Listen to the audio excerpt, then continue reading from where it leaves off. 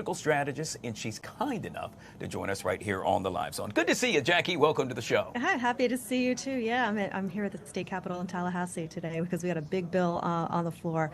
SB 56 brought to you by Senator Ileana Garcia. And with all that crazy weather that you have going on there in D.C., pay attention because 6 or 7 other states have picked this up, including South Carolina today. So yes, President Trump has delayed it, but he's a great art of the deal president. He knows how to negotiate. He knows how to set a deadline or set a bar and get talks going and get sides working. So I think this is, fantastic and par for the course. Yeah, a lot to discuss with regard to that. However, we're going to start on the international stage. In this case, let's start with the huge story over in Israel, and that is Hamas has announced it was halting the release of additional hostages, accusing Israel, in essence, of breaking the ceasefire.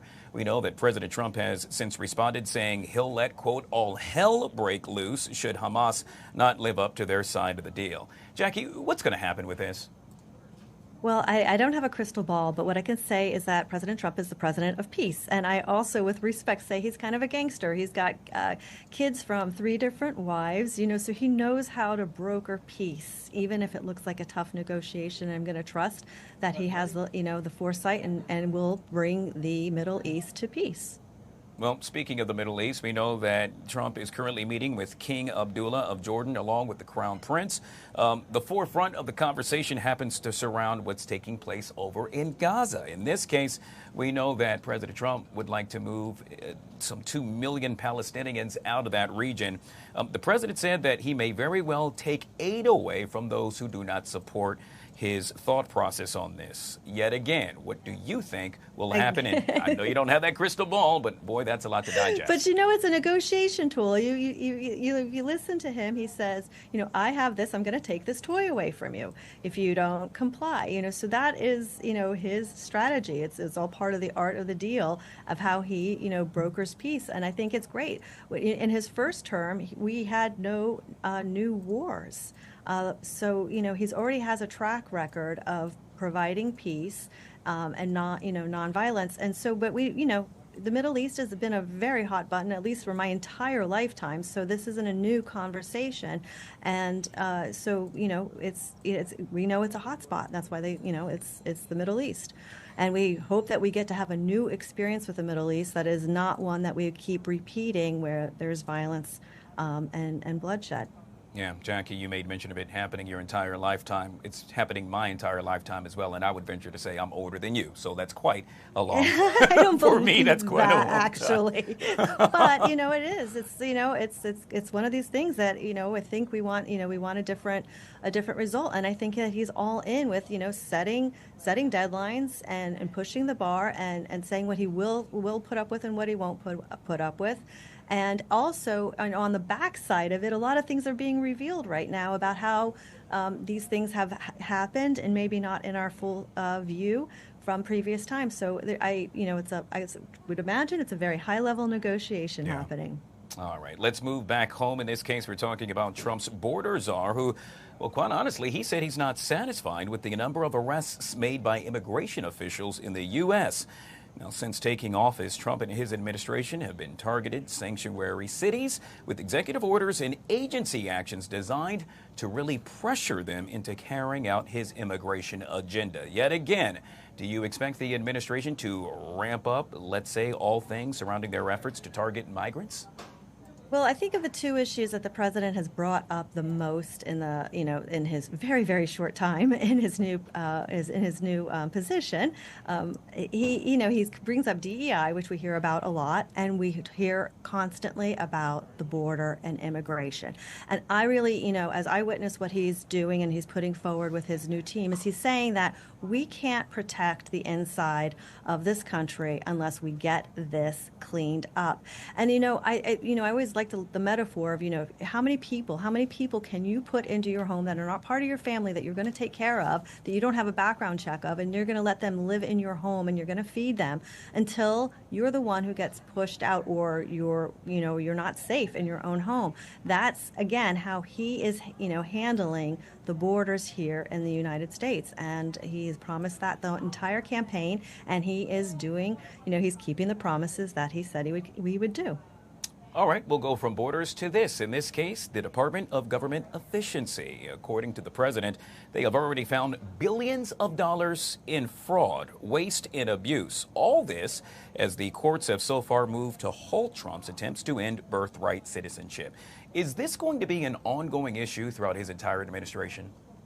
Well, let me ask you, but I mean, we're all taxpayers, right? So don't we want to know where our money has been spent and how it's been spent and if it was actually spent and the result of what we were promised it was going to be spent on? I mean, I'm a business owner, so I always have to follow the line of money right through, and I don't like it when I get scammed or frauded. So I don't see why this conversation would be any different. It's an audit, and it's got information, and it provides transparency and the ability to make better choices with what we're going to do as a country and how we're going to spend our money. And I literally ask you, we should.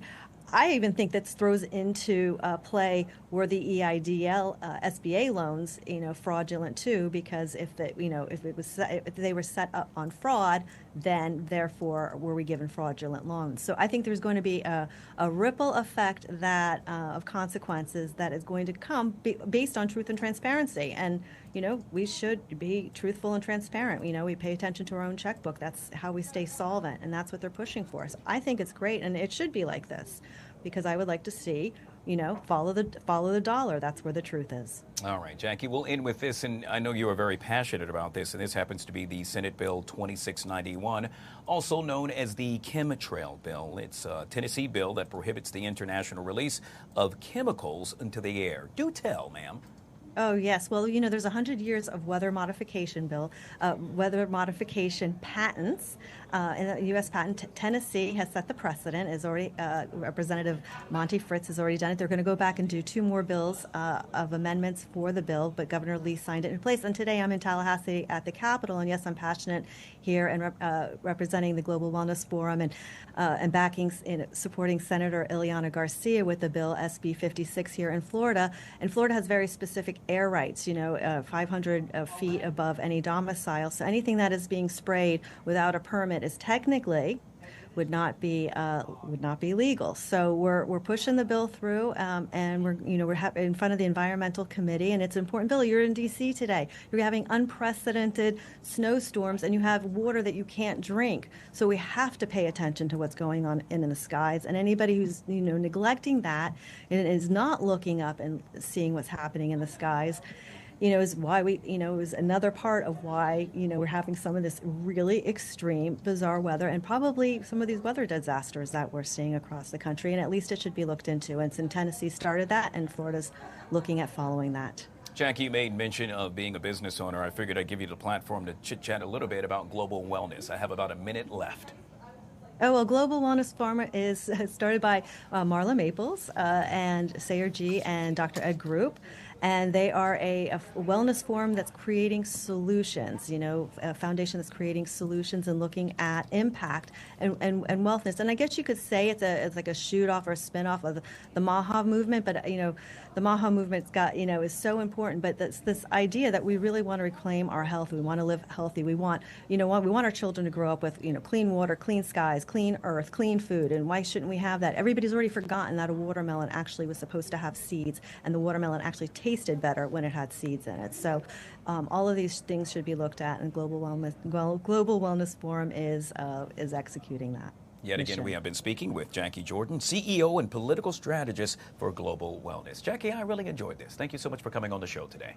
I appreciate it. Thank you so much. All right. If it's live and it's happening now, we're taking you there. Hence the live zone. In this case, a protest against Trump and Musk budget action. Maryland Senator Angela Alsobrooks speaking at this very moment. Let's take a peek in.